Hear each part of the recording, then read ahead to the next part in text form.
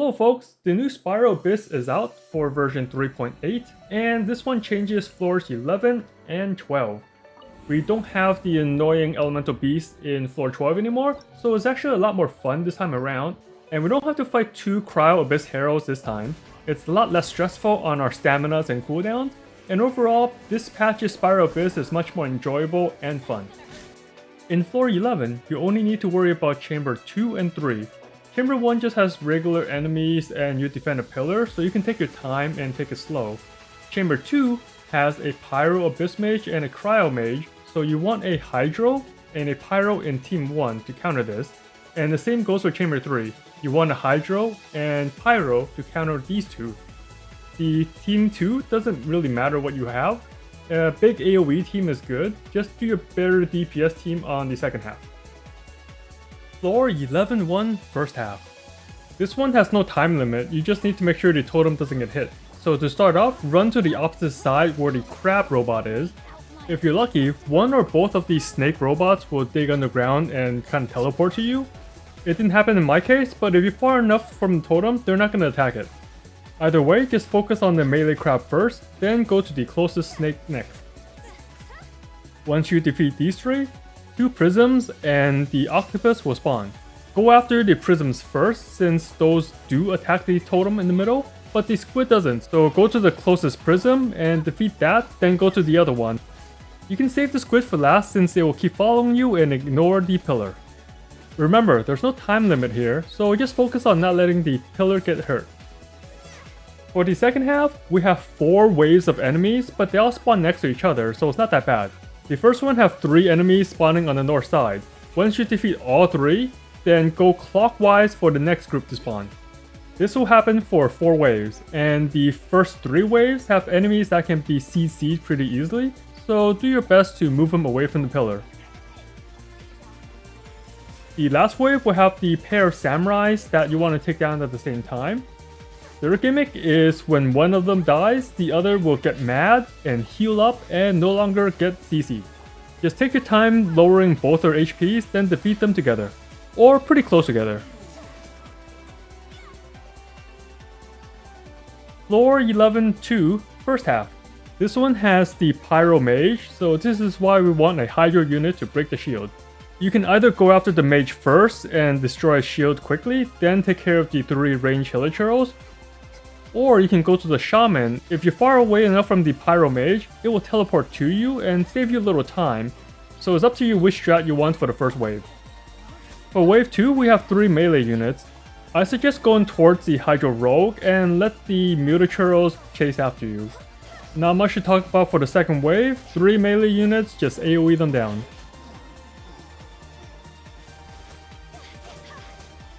For the third wave, we have 3 mages with shields.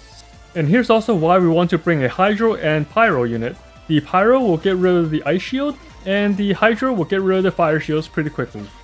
All 3 will spawn next to each other, so there's no need to bait them, just run at them and start doing your stuff. And make sure to defeat the mage after you break a shield. The last thing you want is for it to recover and get a shield back, wasting even more time. For the second half, we have 2 waves. The first wave are 3 smaller enemies that spawn on the north side. Just AoE them down, CC them, do whatever you need. The second wave are these bigger versions of the bishops, and both of these are the Hydro version.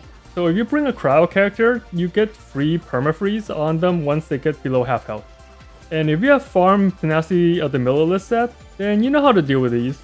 They do a couple slow slam attacks and don't pose much of a threat.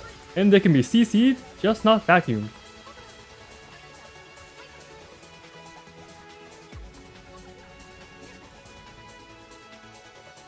Floor 11-3, first half. There's only 1 wave, and we get both the enemies at the same time. Go north to the Pyrolectors, since the ice one is melee and will chase you. At first, use your best DPS rotation since they don't have a shield. You don't need to worry about using elemental attacks, just take down their health as quickly as you can. Once they get to about 20% HP, they'll enter the next phase and get a shield. You'll defeat them after breaking that new shield. The Pyrolector is weak against water, and the Cryo one is weak against fire. And as a side note, both their shield's second weakness is Electro. You will need to hit them with twice as many Electro units as the Hydro or Pyro, but it is a secondary option to break the shield. And keep an eye on the Pyro Lecter, cause it can summon a star, and you should destroy that as soon as you can. It will do a lot of damage if you leave it alone, and if you destroy it, you also damage the Lecter shield, so it's a win-win. The second half is fairly simple. We have two waves of enemies, and they spawn next to each other, and they're all susceptible to CC. In the first wave, they're all melee, so focus on the big guy first. Once he summons the pet, go and destroy the pet, and once you do, the big guy will lose a lot of his defense, making him much easier to defeat. The second wave was a similar deal, but this time the female ranged dancer will do range attacks, so stick on her and the other two melees will come at you.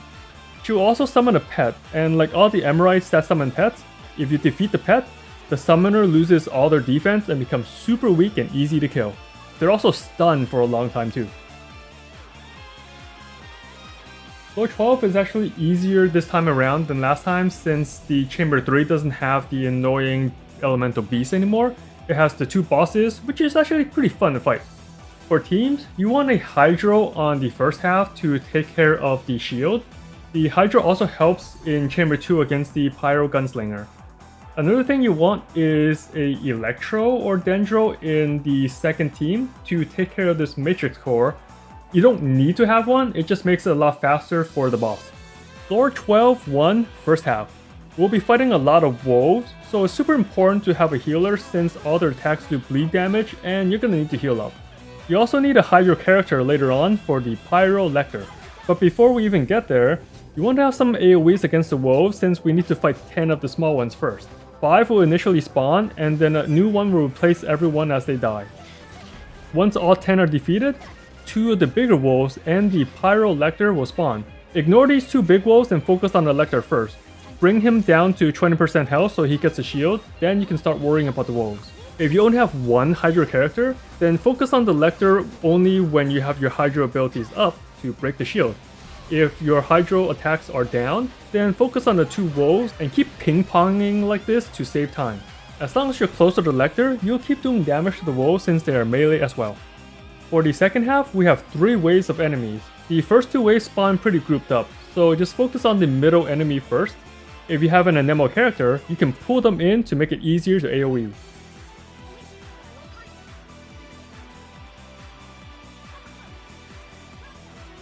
After defeating the 2 waves, we get the last 3 enemies.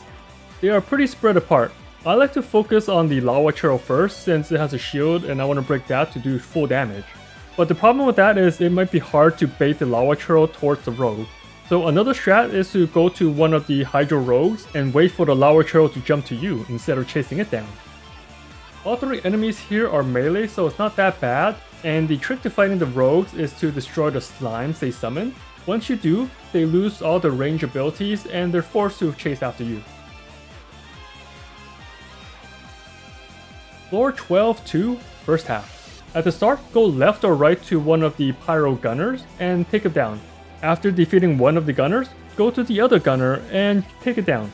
Save your Hydro attacks until after it puts a shield, cause it's gonna put it pretty quickly once you swap to him. The other 2 Emirates are partially melee, so they'll come to you eventually. The second wave are much more beefier and annoying.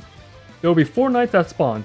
Focus on the big axe one first, and when it puts a shield up, run behind it to do damage. If you're able to freeze the axe knight, then you don't have to go behind them to do damage since they'll lose their shield once they're frozen.